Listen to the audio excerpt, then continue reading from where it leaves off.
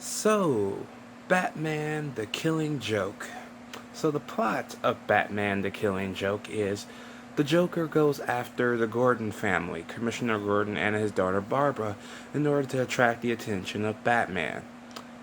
That works, and of course, the two have their ultimate face off.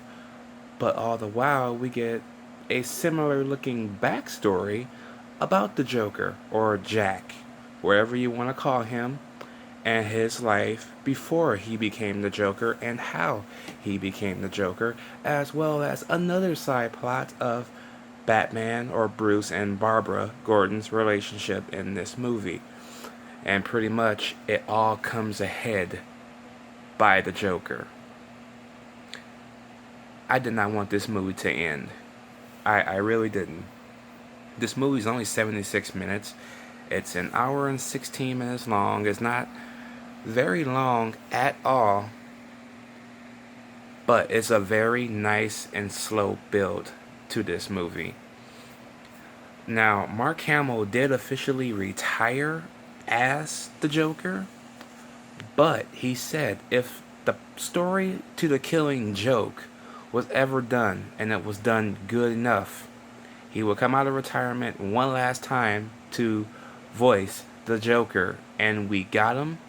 And guys say, goddamn, he is awesome. Him and Kevin Conroy are Batman and the Joker, respectively. They have been now for almost 24, 25 years. Holy shit. The chemistry between these two is uncanny, so there's no better way to do the Killing Joke but then to add these two to the voices. Barbara and Batman's relationship in this movie is complicated as fuck, but it's something I wanted to see done since the animated series because they had this weird bond and team like friendship going on. But of course, later on, they would slowly start dating somewhat or have this like little thing going on. That's something I wanted to see been doing to see done for a long time in animated form or live action. So I'm so glad we got to see that actually play out because it made more sense for the story. It almost has seemed focal point of this movie before the Joker actually showed up. But yeah, all that was in the first 20, 25 minutes. So once the Joker actually showed up and the plot got really going again, that's when you realize this is all going to connect like you would not believe. And I love the backstory behind Jack in this movie. How he's been tormented ever since he became the Joker. You know, from his life, from the night in the plant that caused the accident of him becoming the Joker. You know, they actually played it a little bit differently here.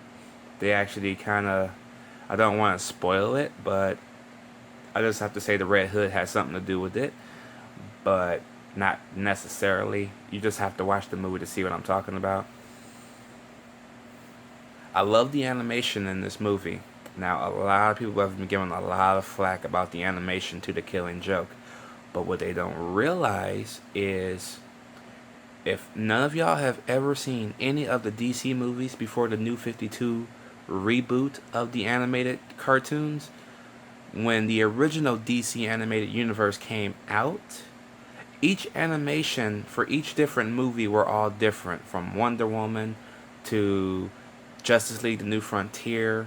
They all had different animations, but now that the New 52 movies have come out and taken over, the animation stays the same every movie. So if you're not really used to that style of animation choice for this movie, that's not nothing new. They went back to the book on this one, but also they went back to the style of the graphic novel or comic book, whatever you want to call it, because it really takes inspiration from that more.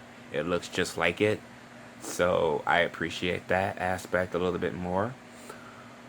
The R rating choice was a bit of a hit and miss for me. I liked the fact that it was R rated because they weren't going to hold back on the story. They kind of don't, but they kind of do, especially when it comes to the terms of the language.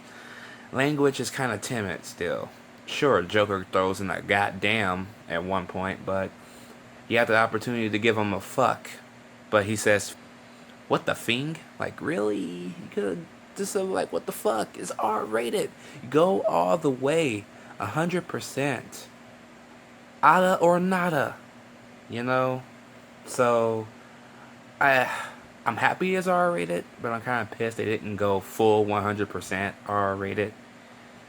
It's not like the parents are gonna buy this for their kids. Once they see the R rating, they're like, "Oh nope, they're not gonna get it for the kids, but we'll get it for ourselves later on." So be mindful of that, parents. This is not a PG-13 movie for your kids. This is a hard, not a true hard R movie, but it is an R-rated movie, and for good reason. Okay, there's a lot of graphic stuff in here, so not over the top graphic, but it's enough for the R rating. All in all, Batman the Killing Joke was an amazing ride. It was a nice, slow build. I can't wait to see this done in live action form. Hopefully, now, Warner Bros., you got Ben Affleck by your side. Let him write this movie. I don't care if he's older or not. I want to see a Killing Joke with Ben Affleck and Barbara Gordon and the Joker all in one movie. That needs to happen. Okay? Don't do it like a BVS and ruin it with another plot line, with another plot line, with another plot line. One movie, one plot line. The Killing Joke. Okay? I will give The Killing Joke an A. Let me know what you guys think about The Killing Joke down below. Did you like it? Did you not like it?